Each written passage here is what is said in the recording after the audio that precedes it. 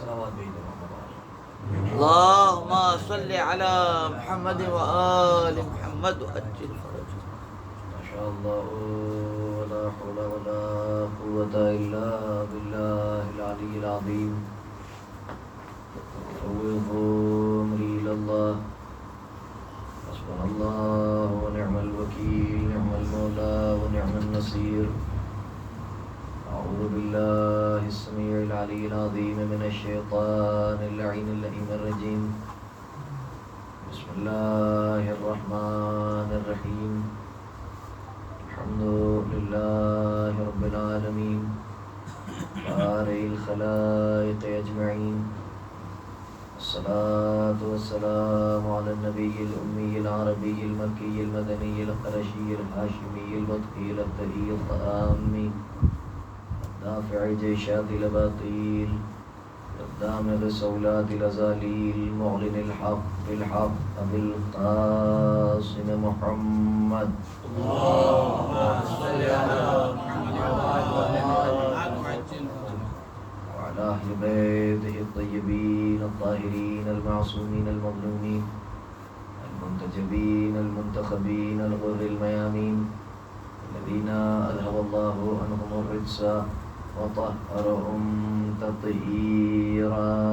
اللهم صل على محمد وآل محمد وعجل فرجهم. واللعنة الدائمة الباقية على أعدائهم وقتلتهم وغاصب حقوقهم ومنكر فضائلهم ومصائبهم وسخاوتهم وشجاعتهم وولايتهم وعظمتهم وعطشهم أجمعين من الآن إلى قيام يوم الدين. رب اشرح لي صدري ويسر لي أمري واحلل عقدة من لساني يفقهوا قولي. رب زدني علما وارزقني فهما والحقني بالصالحين آمين رب العالمين. أما بعد فقد قال مولانا أبا عبد الله الحسين عليه الصلاة والسلام إنما خرجت لطلب الإصلاح في أمة جدي وأن آمر بالمعروف وأنهي عن المنكر وأسير بسيرة جدي وأبي. صلوات بھیجتے ہیں حضرت محمد اللهم صل على محمد وآل محمد وعجل فرجهم. ایک بار اور بآواز بلند صلوات بھیجتے ہیں. اللهم صل على محمد وآل محمد وعجل فرجهم. اس جلیل القدر بارگاہ میں اپنی حاضری اور ہماری ذاکری کی قبولیت کی خاطر ایک بار اور بآواز بلند صلوات بھیجتے ہیں. اللهم صل على محمد وآل محمد وعجل فرجهم. حضرات سامعین گرامی قدر و محبان خاندان عصمت و طہارت، عزاداران سرکار سید الشہداء عبداللہ الحسین علیہ السلام بطفیل و بتصدق حضرات محمد و آل محمد علیہ السلام و بتائید ملکہ عالیہ جناب صدیقہ طاہرہ حضرت فاطمۃ الزہرا صلوات اللہ وسلام علیہا. اللهم صل على محمد وآل محمد وعجل فرجهم. آپ کی خدمت عالیہ میں آج 30ویں ذی الحجہ سن 1444 ہجری سال کا آخری روز اور کربلا مرکز ہدایت کے عنوان سے گفتگو کا شرف حاصل کر رہا ہوں. اس سلسلہ گفتگو کا آغاز کل ہوا تھا اور جہاں پر کل میں نے اپنی بات کو روکا تھا وہیں سے آج گفتگو کو مربوط کر رہا ہوں. بات کل یہ ہو رہی تھی کہ تقاضۂ محبت، تقاضۂ مودت خداوند عالم نے اجر رسالت کے طور پر کیا، اور یہ بھی بیان کر دیا خدا نے کہ یہ جو مودت اجر رسالت کے طور پر خداوند عالم نے مانگی ہے، یہ مودت رسول کے لیے کوئی معنی نہیں رکھتی ہے، یہ ہمارے اپنے لیے ہے۔ فَهُوَ لَكُمْ، تمہارے لیے فائدہ بخش ہے۔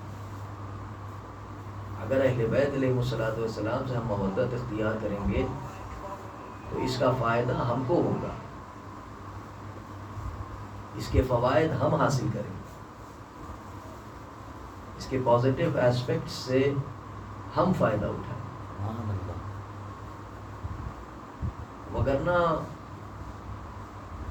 گزشتہ انبیاء جو گزر چکے تھے ان کی قوموں نے بھی آن کے ان سے کہا کہ بھئی آپ نے بڑی محنت کی ہے تبلیغ کے سلسلے میں، تو ہم یہ چاہتے ہیں کہ آپ کو اجر کار نبوت کے طور پر کچھ مال و منان دیں۔ تو ان انبیاء نے یہی جواب دیا کہ دیکھو تم یہ مادی چیزیں لے کے آئے ہو ہمارے لیے، مٹیریلسٹک چیزیں لے کے آئے ہو ہمارے سامنے اجر کار نبوت کے طور پر، تو ہمیں اس کی کوئی حاجت نہیں ہے، نہ ہم نے تم سے اس کا مطالبہ کیا ہے۔ جس خدا نے ہم کو تمہارے درمیان نبی بنا کے بھیجا ہے، ہمارا اجر اس کے پاس ہے، وہ ہم کو عطا کرے گا۔ چنانچہ یہ سلسلہ ابتدا سے چلا اور سرکار ختمی مرتبت سے پہلے تک یہ کئی نبیوں کے ساتھ ایسا ہوا کہ لوگ آئے اور انہوں نے آن کے کہا کہ بھائی ہم آپ کو اجر دینا چاہتے ہیں، تو ہر نبی کا یہی جواب تھا کہ ہمارا اجر جو ہے وہ اللہ کے پاس ہے، عند اللہ ہے ہمارا اجر۔ آخری نبی کے سامنے بھی یہی مسئلہ درپیش آیا، لوگوں نے آن کے کہا کہ آپ کو ہم اجر رسالت کے طور پر دینا چاہتے ہیں۔ اچھا، رسول کا معاملہ یہ ہے کہ رسول اپنی طرف سے کچھ کلام ہی نہیں کرتے، نطق ہی نہیں کرتے وہ، اس لیے کیونکہ صاف صاف طور پر رسول کے نطق کے لیے ارشاد ہوا کہ بسم اللہ الرحمن الرحیم، ما ینطق عن الہوی ان ہوا الا وحی یوحی، میرا حبیب اپنی طرف سے تو کچھ بولتا ہی نہیں ہے، وہ تو وہی بولتا ہے جو وہی ہوتی ہے۔ غور کر رہے ہیں کہ نہیں غور کر رہے؟ تو بھائی جس رسول کے نطق پر وحی الہی کا پہرا ہو، وہ اپنی طرف سے کیا جواب دیتا؟ دلی دل گفتگو شروع ہوئی، پروردگاری آئے ہیں اجر رسالت دینے کے لیے، ہم کیا کریں؟ تو جواب آیا قل، کہہ دیجئے آپ، لا اسألکم علیہ اجرا الا المودۃ فی القربى، صلوات بھیجے محمد و آل محمد پر۔ اللہم صلی علی محمد و آل محمد وعجل فرج۔ تو یہ بات طے ہو گئی۔ اب کل میں نے یہاں پر گفتگو روکی تھی کہ یہ اصل و اساس دین ہے۔ دیکھیں دین کی باتیں دو چیزوں پر ہیں، ایک اصول ہے، ایک فروع ہے۔ اصول ہے عقیدہ، فروع ہے عمل۔ اور معاملہ یہ ہے کہ کل میں نے گفتگو کو یہاں روکا تھا کہ عمل قبول ہی تب ہوگا کہ جب عقیدہ درست ہوگا۔ سبحان اللہ سبحان اللہ۔ اگر عقیدہ ہی درست نہیں ہے تو پھر عمل کی عمارت ایک لمحے بھی نہیں ٹک سکتی ہے۔ یہ بات بالکل واضح ہے، کل یہیں پہ تو میں نے اپنی گفتگو کو روکا تھا۔ اب مسئلہ یہ ہے کہ ان اعمال میں بھی جو آخر کی دو فرع ہیں،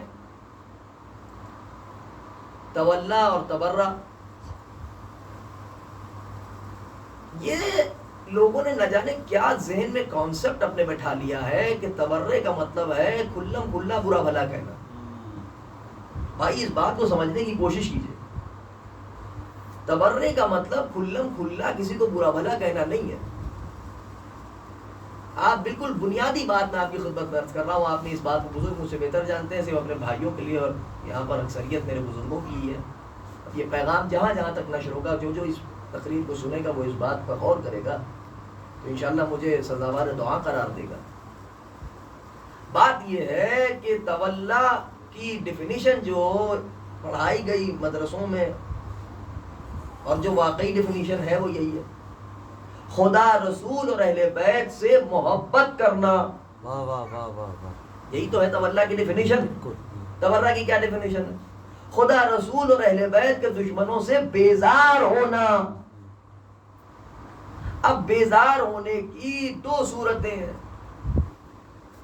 ایک یہ ہے کہ ہم عملی طور پر ان سے بیزار ہوں، یہ بھی ایک صورت ہے، لیکن اس کے ساتھ ساتھ پہچاننا بھی ضروری ہے کہ کون ہے وہ دشمن. غور کر رہے ہیں کہ نہیں غور کر رہے؟ اب جو لوگ صاحب یہ کہتے ہیں کہ یہ نہ کہیے اور یہ نہ کہیے اور یوں برا نہ کہیے اور اس کو برا نہ کہیے اور اس کو برا نہ کہیے، دیکھیے ایک بات سمجھیے، یہ برا کہنے سے تفرقہ نہیں پھیلتا ہے. ایک سادہ سی مثال آپ کی خدمت میں عرض کر رہا ہوں. پولیس جب کسی چور کو پکڑتی ہے تو اس سے بایوڈیٹا اس کا مانگتی ہے، کون ہو تم، کس لیے چوری کی، سب چھوڑو یہ بتاؤ تمہارے ابا کیا کرتے ہیں. ہوتا ہے کہ نہیں ہوتا ہے؟ خاص طور پر ہمارے ہندوستان پاکستان میں ضرور ہوتا ہے. تمہارے ابا کیا کرتے ہیں؟ کیا جواب دے گا آدمی؟ پوچھنے والا جا کے پوچھ سکتا ہے نا، بھائی تم نے چور کو پکڑا، اس کے ابا کے بارے میں کیوں پوچھ رہے ہو، اس کے باپ کی کیا خطا ہے؟ تو پلٹ کے جواب یہ ملے گا کہ ہم جاننے کی کوشش کر رہے ہیں کہیں اس کا خاندانی سلسلہ چوروں سے تو نہیں ملتا ہے. غور کر رہے ہیں کہ نہیں غور کر رہے ہیں؟ تو معاملہ یہ ہے کہ ہم بھی عمل سے تو اظہار بیزاری کرتے ہیں، لیکن نام بھی اس لیے بتا دیتے ہیں تاکہ دنیا یہ سمجھ لے کہ کون وہ ہے کہ جو کھلے میدان سے دین لے کے آیا ہے، کون وہ ہے کہ جو کال کوٹری سے دین لے کے آیا ہے. صلوات بھیجے محمد و آل محمد پر. اللہم صلی علی محمد و آل محمد وعجل. چنانچہ ہر چیز کا ایک موقع اور محل ہوتا ہے. معصوم نے یہ ارشاد فرمایا کہ ہمارا چاہنے والا زیرک ہوتا ہے، وائز ہوتا ہے، وزڈم ہوتی ہے اس کے پاس، عقل مند ہوتا ہے ہمارا چاہنے والا. ہمارا چاہنے والا بے وقوف نہیں ہوتا. ہر جگہ کا موقع اور محل ہوتا ہے. آپ اپنی آبادی میں بیٹھے ہوئے ہیں، انڈر 4 وال آپ کی گفتگو ہو رہی ہے، تو آپ اپنے لوگوں کو نہیں بتائیں گے کہ آپ کا دشمن کون ہے، تو کیا آپ غیروں کے سامنے جا کے بتائیں گے کہ آپ کا دشمن کون ہے؟ دشمن کی شناخت کرنا بہت ضرور ہے. معصوم سے کسی نے آن کے پوچھا امر بالمعروف کی تعریف کیا ہے؟ حضرت نے ارشاد فرمایا کہ امر بالمعروف بس ہم تک پہنچ جانا ہی امر بالمعروف ہے. نہی عن المنکر کیا ہے؟ ہمارے دشمن سے بیزار ہو جانا ہی نہی عن المنکر ہے. اس لیے کیونکہ کل میں نے حدیث آپ کی خدمت میں عرض کی تھی کہ ارشاد فرمایا معصوم نے کہ من من اللہ علیہ بمعرفت اہل بیت، یہی تو بات روکی تھی نا میں نے، من من اللہ علیہ بمعرفت اہل بیت وولایتہم فقد جمع اللہ له الخیر کلہ. اللہ جس پر احسان کرتا ہے میرے اہل بیت کی معرفت اور ولایت عطا کر کے، رسول نے ارشاد فرمایا، صادق نبی نے ارشاد فرمایا ہے، امین نبی نے ارشاد فرمایا ہے، امانت دار نبی نے ارشاد فرمایا ہے، سچ بولنے والے نبی نے ارشاد فرمایا ہے. اس نبی نے یہ بات ارشاد فرمائی ہے کہ جس کے لیے میں عرض کر چکا ہوں، ما ینطق عن الهوى ان هو الا وحی یوحی. میرا حبیب اپنی طرف سے گفتگو نہیں کرتا، وہ وہی کہتا ہے جو وہی ہوتی ہے. یعنی جو وہی نازل ہوتی ہے وہی رسول کہتے ہیں. اب چاہے وہ قرآن کی آیت میں رسول کہیں، چاہے وہ حدیث کی شکل میں رسول کہیں، رسول کہیں کہ وہی جو مرضی خدا ہوگی. ما تشاؤون الا ان یشاء اللہ. یہ چاہتے ہی نہیں کچھ سوائے جو اللہ چاہے. جو اللہ چاہتا ہے وہ یہ چاہتے ہیں. اس کا مطلب یہ ہے کہ اللہ چاہتا ہے کہ رسول یہ کہے کیا کہ اللہ جس پر احسان کرنا چاہتا ہے اسے میرے اہل بیت کی معرفت اور ولایت عطا کرتا ہے. اور فقط جمع اللہ له الخیر کلہ، اور صرف معرفت اور ولایت نہیں عطا کرتا ہے، اس کے لیے ہر خیر کو جمع کر دیتا ہے. غور کریں آپ، ہر خیر کو جمع کر دیتا ہے. اب خیر کی شکل میں جو جو آپ کے ذہن میں ابھرے وہ خیر ہے. اور ہماری قوم سے زیادہ خیر کو کون سمجھے گا؟ ہم دن بھر میں 5 دفعہ ہر نماز سے پہلے ہر اذان میں اپنی اس بات کو ضرور کہتے ہیں. کیا کہتے ہیں؟ حی علی خیر العمل. پوچھا کیا یہ خیر عمل کیا ہے؟ خیر عمل ہے ولایت اہل بیت علیہم الصلوۃ والسلام. نعرے حیدری. علیہ الصلوۃ والسلام. ایک صلوات بھیج دیں محمد و آل محمد پر. اللہم صلی علی محمد و آل محمد وعجل فرجہ. خیر عمل ہے آل محمد علیہ الصلوۃ والسلام کی محبت اور ان کی ولایت خیر عمل. معصوم نے ارشاد فرمایا کہ 40 مومن اگر کسی کے جنازے میں بیک زباں ہو کے یہ کہہ دیں اللہم لا نعلم منہ الا خیرا، یا اللہم لا نعلم منہ الا خیرا، پروردگار ہم اس کے بارے میں خیر کے سوا کچھ نہیں جانتے. امام کی خدمت میں شخص آیا اور اس نے آن کے پوچھا مولا یہ کس خیر کی بات ہو رہی ہے؟ معصوم نے ارشاد فرمایا کہ یہ گواہی 40 مومن اگر کسی کے جنازے پہ دے دے کہ ہم نے خیر کے علاوہ نہیں دیکھا، تو یہاں پر خیر سے مراد ولایت ہے ہماری. غور کر رہے ہیں؟ 40 مومن اگر گواہی دیتے تو آپ اندازہ لگانے کی کیا عالم ہوگا. تو عزاداری بہترین ذریعہ ہے اہل بیت علیہ السلام کی معرفت اور ولایت حاصل کرنے کے لیے. جو آدمی کو معرفت آل محمد علیہ السلام کی حاصل ہوتی جائے گی، جتنا زیادہ آل محمد علیہ السلام کے قریب ہوتا جائے گا اتنا زیادہ عمل میں اس کے نکھار آتا جائے گا، عمل میں اتنا زیادہ اخلاص پیدا ہوگا، خلوص پیدا ہوگا. خلوص اس وقت تک نہیں پیدا ہو سکتا جب تک اہل بیت علیہ السلام کو انسان پہچان نہ لے. چاہنے والے تو زبانی طور پر بہتیرے آپ کو نظر آئیں گے کہ وہ کہتے ہیں کہ ہم بھی مانتے ہیں اہل بیت علیہ السلام کو، مگر ہم میں اور غیروں میں فرق یہ ہے کہ وہ یہ کہتے ہیں ہم بھی مانتے ہیں، ہمارا یہ دعویٰ ہے کہ ہم ہی مانتے ہیں. صلوات بھیجیے محمد و آل محمد پر. اور دیکھیے بھائی فرق ہے، ہم بھی مانتے ہیں اور ہم ہی مانتے میں فرق ہے. ہم بھی مانتے ہیں میں گنجائش ہے کہ دوستی کے ساتھ ساتھ کچھ دشمنوں کے لیے بھی دل میں مروت ہے. ہم ہی مانتے ہیں کا مطلب یہ ہے کہ دوست ہے تو بالکل دوست ہے، اور دوست کا دوست دوست ہوتا ہے، قانون دنیا یہی ہے، اور دوست کا دشمن دشمن ہوتا ہے. غور کر رہے ہیں کہ نہیں غور کر رہے؟ تو اس بات کو سمجھنے کی کوشش کرنا چاہیے آدمی. تو اظہار بیزاری بہت ضروری ہے، اور یہ مجلسیں، یہ عزاداری مسلسل ایک تحریک ہے کہ ہم اس بات کا اعلان کرتے ہیں کہ در حسین ابن علی علیہ السلام کھلا ہے.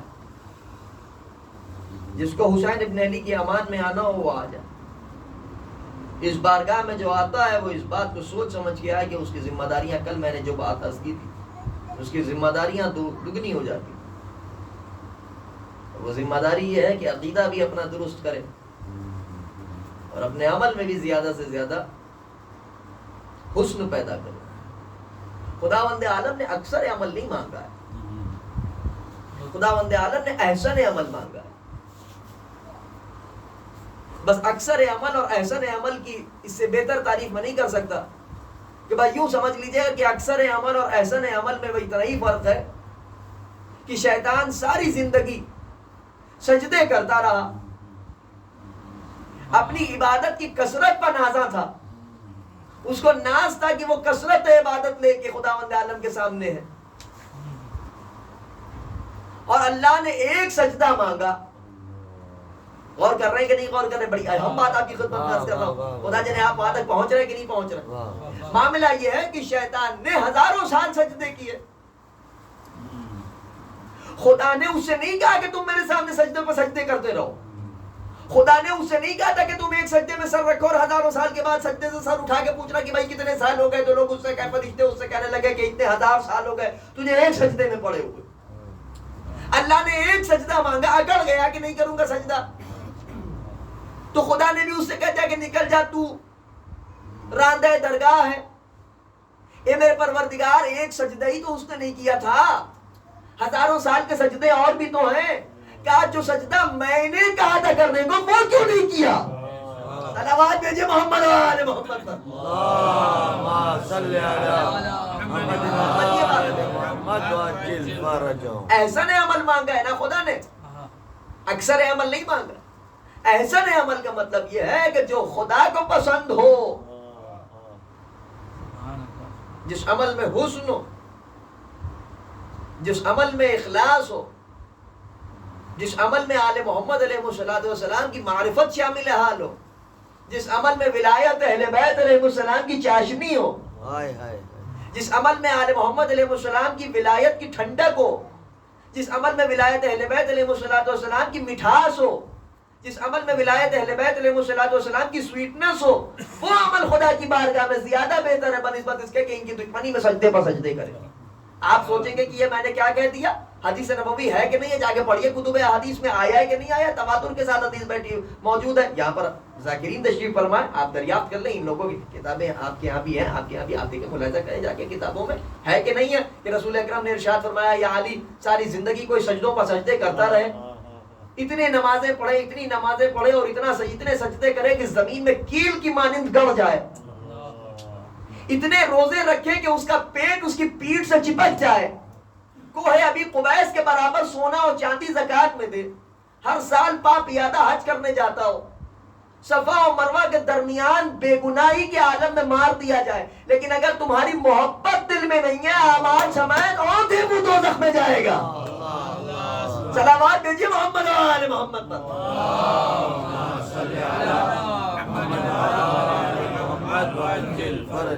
پتہ کیسے چلے گا کہ اخلاص نیت کیا ہے؟ پتہ کیسے چلے گا کہ محبت آل محمد علیہ السلام کی حقیقت کیا ہے؟ پتہ کیسے چلے گا کہ معرفت اہل بیت علیہ السلام کی حقیقت کیا ہے؟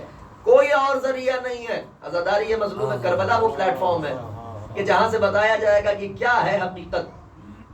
عزاداری مظلوم کربلا علیہ السلام وہ ہے کہ جہاں سے پتہ چلے گا کہ کیا ہے معرفت اہل بیت۔ یہاں سے پتہ چلے گا کہ حسین ابن علی علیہ السلام کس مقصد کے تحت اپنے گھر سے چلے تھے۔ یہاں سے پتہ چلے گا کہ کیا حالات ایسے پیش آ گئے تھے کہ امام حسین علیہ السلام کو اپنے وطن کو ترک کرنا پڑا اور اپنے پورے کنبے کو لے کے سوئے عراق سفر کیا۔ حضرت یہ مجلسیں بتائیں گی، ہر ذاکر کا، ہر خطیب کا ایک میدان ہوتا ہے، عمل بھی ہمارا میدان ہے، دعاؤں کا بھی میدان ہمارا ہے، وظائف کا بھی میدان ہمارا ہے، عرفان کا بھی میدان ہمارا ہے،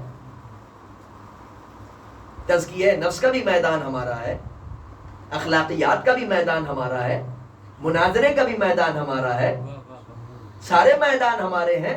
ہر ذاکر کا اپنا ایک طریقہ ہے، کسی کو ٹارگٹ نہیں کرنا چاہیے، کسی کو برا بھلا نہیں کہنا چاہیے، یہ نہیں کہنا چاہیے کہ صاحب یہ تو مناظرہ پڑھتے ہیں، یہ تو قوم میں تفرقہ پھیلا رہے ہیں۔ آپ کو معلوم ہونا چاہیے کہ دنیا آج ہائی ٹیک ہو گئی ہے۔ سوشل میڈیا پہ آپ جائیے، پرنٹ میڈیا میں دیکھیے، الیکٹرانک میڈیا میں دیکھیے، سوشل نیٹورکنگ سائٹس پہ جا کے دیکھیے کیا کیا ہو رہا ہے دنیا میں، کیسے کیسے بیانات صادر ہو رہے ہیں۔ دشمن اپنی دشمنی میں تو چوک نہیں رہا ہے، ہم مربت لیے بیٹھے ہوئے ہیں۔ یہ کون سی بات ہے؟ آج دارالامن میں بیٹھے ہوئے ہیں اور اتفاق سے آپ کے شہر کا نام بھی دارالسلام ہے، جی، سلامتی کا گڑھ۔ تو آپ کو اس بات سے شاید بے خبری ہو، آپ کے ملک میں بھی اتحاد ہے، ہونا چاہیے، یونٹی بہت ضروری ہے۔ اسی اتحاد کے لیے تو امام حسین علیہ السلام بڑھے تھے آگے، اور امام حسین علیہ السلام اپنی مرضی سے نکلے تھے۔ 18,000 خط آئے تھے حسین ابن علی علیہ السلام کے پاس۔ ذرا جا کے پڑھیے مقتل میں کیا لکھا ہوا ہے۔ روز عاشور امام حسین علیہ السلام نے ایک ایک کو لشکر یزید میں پہچان کے کہا تھا کہ نہیں کہا تھا کہ تم نے بھی تو خط بھیجا تھا، ہے کہ نہیں ہے؟ یہ آپ نے ذاکرین سے سنا ہوگا، علماء سے سنا ہوگا، آپ نے واعظین سے سنا ہوگا، پڑھی لکھی شخصیات سے، دانشمندوں سے آپ نے سنا ہوگا۔ امام حسین علیہ السلام نے ایک ایک کا نام پکار کے کہا تھا تم نے خط بھیجا تھا کہ نہیں بھیجا تھا، تم نے خط بھیجا تھا کہ نہیں بھیجا تھا، یہ تم نے لکھا ہے، یہ تم نے لکھا ہے، یہ تم نے لکھا ہے۔ 18,000 خطوط امام حسین علیہ السلام نے بچھا دیے تھے زمین کربلا پہ کہ دیکھو یہ تمہیں لوگوں نے تو ہم کو دعوت دی تھی، تم ہی ہم کو گھیر کے مار رہے ہو۔ سوچنے کا مقام یہ ہے کہ 60 سال میں رسول کے اس دنیا میں تبلیغ اسلام کے بعد میں 60 سال میں اتنا زمانہ بدل گیا کہ بنی امیہ کی نسل کا ایک آوارہ لڑکا تخت پہ بیٹھ کے کہہ رہا ہے کہ نہ کوئی وحی آئی، نہ کوئی قرآن تھا، نہ کوئی جبریل آیا، یہ سب بنی ہاشم کا کھیل تھا حکومت پانے کے لیے۔ اور امت مسلمہ سائلنٹ بیٹھی ہوئی تھی، جس کو ہماری اردو زبان میں ایک محاورہ مشہور ہے، سوٹ ہو کے بیٹھی تھی، بالکل پن ڈراپ سائلنس، کوئی بولنے والا نہیں ہے کہ تو کیا کہہ رہا ہے۔ ایک شرابی، ایک زانی، ایک بندروں سے کھیلنے والا، ایک نجس جانوروں سے کھیلنے والا، شریعت کے تمام حدود کو پامال کرنے والا، شریعت کے تمام قوانین کو توڑنے والا۔ اور ایک جملہ بہت بڑا آپ کی خدمت میں عرض کر رہا ہوں، پسند خاطر ہوگا تو دعاؤں سے مجھے نوازیں گے، اور ورنہ آپ خاموشی سے اس جملے کو سن بھی لیں گے تو پڑھنا میرا کام ہے، میں ایک ایک جملے کے پیچھے حوالہ رکھتا ہوں، بغیر ریفرنس کی بات نہیں کر رہا۔ یزید محض حسین ابن علی کا مجرم نہیں تھا، یزید آدم سے لے کے خاتم تک کا دشمن تھا. صلوات بھیجیے محمد و آل محمد پر. اللهم صل على محمد وآل محمد وعجل فرجه. آپ کیا زیارت پڑھتے ہیں؟ زیارت میں کیا فکر ہے؟ السلام علیکہ یا وارث آدم صفوت اللہ، السلام علیکہ یا وارث نوح نجی اللہ، السلام علیکہ یا وارث ابراہیم خلیل اللہ، السلام علیکہ یا وارث موسیٰ کلیم اللہ، السلام علیکہ یا وارث عیسیٰ روح اللہ، السلام علیکہ یا ابن محمد المصطفیٰ، السلام علیکہ یا ابن خدیجۃ الکبریٰ. سلام کر رہے ہیں اور احسان بھی یاد کر رہے ہیں. آپ خدیجہ کی دولت نہ ہوتی اور محمد کی محنت نہ ہوتی تو دین آپ تک آتا کیسے؟ حسین ابن علی ان سب کے وارث ہیں، آدم سے لے کے خاتم تک. 1,24,000 انبیاء کی فراستیں جس کے دست اختیار میں ہو، اس عظیم شخصیت کو حسین ابن علی کہتے ہیں. اب انشاءاللہ کل کی مجلس میں، آج میں نے اپنی تمہیدی گفتگو کو سمیٹ دیا اور کل کی مجلس سے انشاءاللہ ہم جو امام حسین علیہ السلام کے فقرے میں پڑھ رہا ہوں اس کا ترجمہ آپ کی خدمت میں عرض کروں کہ مقصد امام حسین علیہ السلام کیا تھا کہ جس کے تحت امام حسین علیہ السلام نے اپنے گھر کو چھوڑا. یہ فقرہ بہت مشہور ہے جس کو میں روزانہ تلاوت کر رہا ہوں آپ سے. امام حسین علیہ السلام نے اپنے موقف کو اور اپنے آبجیکٹو کو، اپنے ایم کو، اپنے مقصد کو وضاحت کے ساتھ بیان کر دیا کہ میں کس لیے اپنے گھر سے نکلا ہوں باہر، اور کسی ایسی ویسی شخصیت کے سامنے نہیں بیان کیا ہے. اپنے بھائی کو بتایا امام حسین علیہ السلام نے کہ میرے نکلنے کا مقصد کیوں ہے گھر سے، میں کیوں نکلا ہوں اپنے گھر سے، کیا وجہ ہے، کیا صورتحال ایسی پیدا ہو گئی ہے کہ حسین ابن علی علیہ السلام کو اپنے وطن کو چھوڑنا پڑا. بابا کا دور بھی حسین ابن علی علیہ السلام نے دیکھا، بھیا کا دور بھی حسین ابن علی علیہ السلام نے دیکھا. یہ محض 10 دن کی بات تھوڑی ہے کہ 10 دن میں، کل بھی میں نے اس بات کو عرض کیا تھا کہ 10 دن کی بات تھوڑی ہے یہ 6 مہینے کی بات تھوڑی ہے کہ 28ویں رجب کو امام حسین علیہ السلام نکلے اپنے گھر سے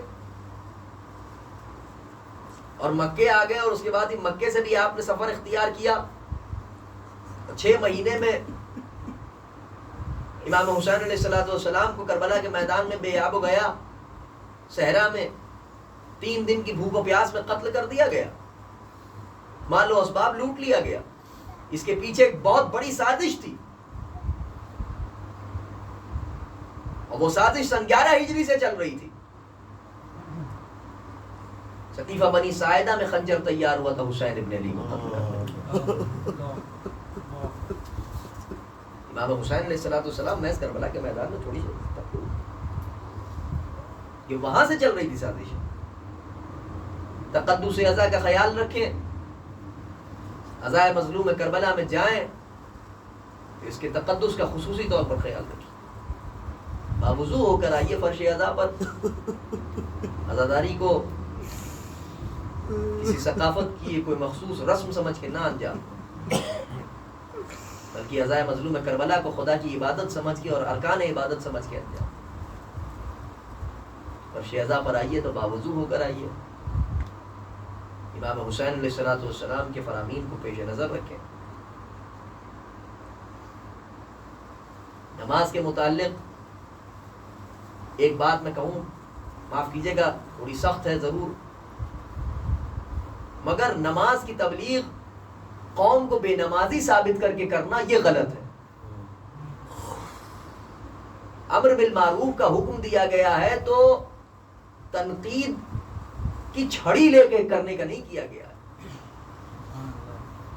کہ تنقید کی چھڑی لے کے آدمی تنقید کی چھڑی برسائے اور اس کے بعد پھر امر بالمعروف. نہیں، اہمیت بتانا امر بالمعروف. کسی شخص کا ایک سلوگن ہے کہ نماز بر وقت، عزاداری ہر وقت. انسان اپنے وقت پر عبادت انجام دے.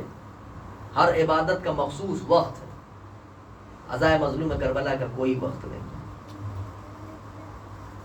اسی لیے شاعر نے کہا رلانے آتی ہے یاد حسین روز مجھے، میں وہ نہیں کہ محرم کا انتظار کروں.